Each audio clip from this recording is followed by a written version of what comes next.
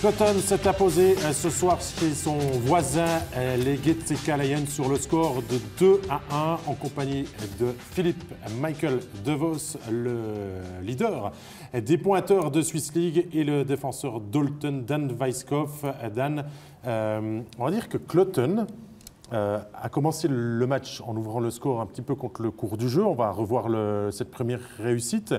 Un premier tir qu'ils ont dominé, mais où ils n'ont pas réussi à faire la différence. Ça résume un petit peu ce qui s'est passé tout au long des 60 minutes presque. Exactement. Getse, ils ont pas fait un mauvais match. Ils ont égalisé par la suite. Après, on voit quand même dans l'ensemble qu'il y a une plus grande profondeur puis une meilleure qualité chez Cloton. Mais comme je répète souvent, ces jeunes, ils ont beaucoup d'énergie, ils patinent beaucoup, ils ne laissent pas beaucoup d'espace aux défenseurs, et puis ça a permis quand même de crocher, mais il manquait un petit quelque chose pour passer le bras. Phil, c'était pas contre le cours du jeu, Cloton avait le match en main, mais à 4 contre 5 quand même, ce but-là, Figren, il se fait un petit peu oublier pour filer seul face au gardien. Oui, c'est une erreur un peu de débutant.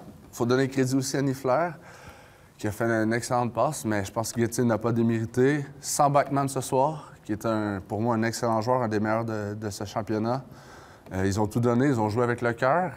Malheureusement, ils sont arrivés un peu courts à la fin de match. En plus, ils avaient un avantage numérique. Il manquait un petit peu d'exécution en entrée de zone, alors qu'un défenseur de Cloton avait perdu sa canne. Mais bon, ça ne joue pas à grand-chose les matchs, surtout à ce temps-ci de l'année. Et puis, faut quand même, je pense qu'ils peuvent être fiers de leur performance. Oui, fiers, mais finalement, au final, 0 point. On a joué très compact, très discipliné aussi, Dan, ce soir. C'est ce qu'il faut faire contre ce genre d'équipe. Absolument. Si vous ouvrez trop le jeu, ça peut vite devenir assez pénible, parce que les attaquants de Cloton sont très bons. Je pense qu'ils ont choisi la bonne stratégie ce soir. Bon, ça tombe bien. En avant-match, on vous avait parlé du jeu de puissance des Getseka Lions, qui est remarquable cette saison. Après avoir balbutié la première situation spéciale, la deuxième va déboucher sur l'égalisation. On joue un petit peu avant la mi-match, Phil Michael DeVos, et eh bien, la séquence est plutôt intéressante. On a bien fait vivre le puck et ça permet aux Lyonceaux de revenir à 1 partout. Exact, personne n'a été égoïste. Ils ont bien bougé la rondelle.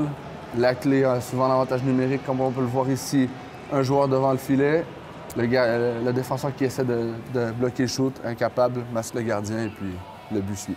Est-ce que le gardien, Dan, a un petit peu trop spéculé au moment du lancer de l'adversaire? Je pense qu'on voit à l'image que, bon, c'est plus facile à dire derrière l'écran que dans les buts, mais on voit qu'il bouge un peu trop rapidement vers la gauche. Et puis le tir, il arrive à droite. Peut-être qu'il a voulu un peu anticiper quelque chose. Et puis, Moll lui en a pris, il a encaissé un goal. On est donc à 1 partout. Il reste beaucoup de temps de jeu, 33 minutes exactement au compteur, et ça peine à pencher d'un côté ou de l'autre. On se dit que finalement Cloton, Phil va réussir à faire pencher la balance, mais il a fallu travailler. Finalement, l'entraîneur, quand il disait que ça allait être dur ce soir sur les 60 minutes, il a eu raison, puisque le but de la victoire vient dans les 7 dernières minutes du match. Oui, exact. Un jeu un peu anodin. Forget qui remet de l'autre côté. Le gardien était collé sur le poteau du côté droit. Et puis il la met bien quand même, il faut donner crédit aux joueurs. Le joueur de Getse a joué l'homme au lieu peut-être de prendre la canne sur ce, comme dit Dan, c'est facile à dire après avec la reprise comme ça. Mais bon, ça n'en est pas fallu à grand-chose. Et puis la crème à la montée à la fin, le talent, ça fait la différence ce soir. L'avis du défenseur sur cette séquence, Dan? À choisir entre s'occuper du corps ou de la canne, il faut toujours garder un œil sur la canne. C'est bien d'être positionné de la bonne manière, mais au final, il faut contrôler la canne de l'adversaire.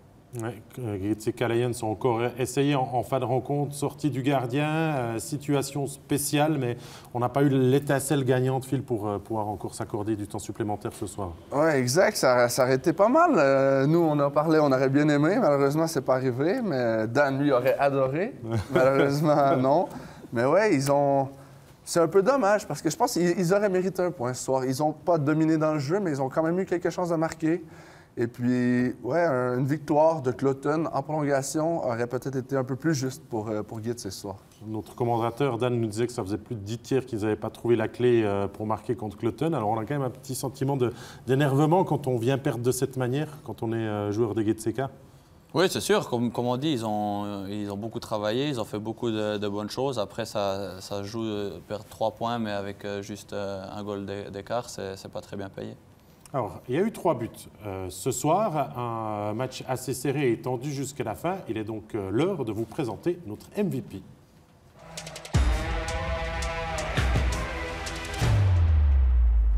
Et le MVP ce soir est du côté de l'équipe gagnante. Forcément, il a débloqué la rencontre à 7 minutes de la fin du match. C'est un joueur qui livre une saison remarquable. Il s'appelle Marco Lehmann, auteur du 2-1 à la 53e minute de jeu. Ben voilà, finalement, Dan Weiskopf qui lui permet aujourd'hui d'être notre héros du jour.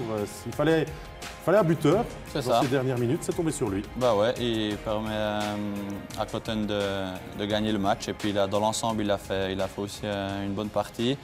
Il a un bel avenir, il a signé en Liga. Puis je pense que c'est une toute belle surprise de Cloton cette année.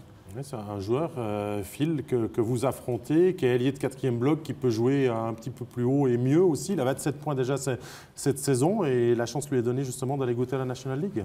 Oui, exact. Je pense qu'il a pris l'occasion qui a été offerte devant lui. Quand Figren s'est blessé, ils ont réuni Nell Wolf et Lehmann avec l'étranger Faye. Et puis ils ont cartonné. Il a montré qu'il était capable de jouer dans le top 6 si nécessaire. Et puis, ça revient à dire ce qu'on dit depuis le début. La profondeur à Cloton, elle est bien présente. C'est pour ça qu'ils sont premiers. Et puis lui, il est en grosse partie. C'est un très bon joueur de hockey. Voilà pour Marco Lehmann. Il est l'heure de récapituler les résultats et le classement de cette nouvelle soirée de Swiss League qui s'est déroulée depuis hier mardi. Les Getseka Lions, donc vainqueurs, perdant ce soir 2-1 face à Cloton, on vient de le vivre. H.C. Joie, de mon invité du soir, n'avait pas fait dans la dentelle hier après l'ouverture du score des Rockets, victoire 7-2. Langenthal 4-1 contre la Zug Academy. La logique a aussi été respectée du côté de Graben où le HC Holton avait passé 6 buts à Sierre. Victoire au tir au but de Viège face à Turgovie et la Chaux-de-Fonds, on en avait parlé dans notre actu des romans, a gagné 5-1 à Winterthur. Du coup, au classement, eh bien, désormais 5 points de retard avec le même nombre de matchs entre Cloton et Holton.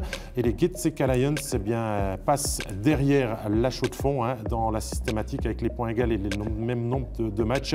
Mais il y a toujours 14 points d'écart entre le 8e et le 9e, le HC Sierre. Et cela alors que, eh bien, on s'approche gentiment de cette fin de saison régulière. J'ai encore à vous dire que, bien sûr, la National League revient dès vendredi et tout ce week-end et qu'on aura un autre rendez-vous mercredi prochain avec la Swiss League, Winterthur face à Turgovie. Mais d'ici là, j'ai le temps de prendre congé de mes invités. Merci beaucoup, Dan Weiskopf. Merci beaucoup, Phil Michael DeVos. Je vous souhaite une bonne fin de saison à vous deux. On va certainement encore vous retrouver dire un petit moment, vu que les playoffs, c'est déjà validé et qu'on aura plaisir à vous suivre. Merci beaucoup. Merci beaucoup. Voilà, merci aussi à toute l'équipe technique pour la bonne tenue de cette émission. Merci à vous, chers téléspectateurs. C'est toujours un plaisir de vous livrer les meilleures images de Swiss League. Et on se donne rendez-vous tout bientôt pour de nouvelles aventures. Bye bye.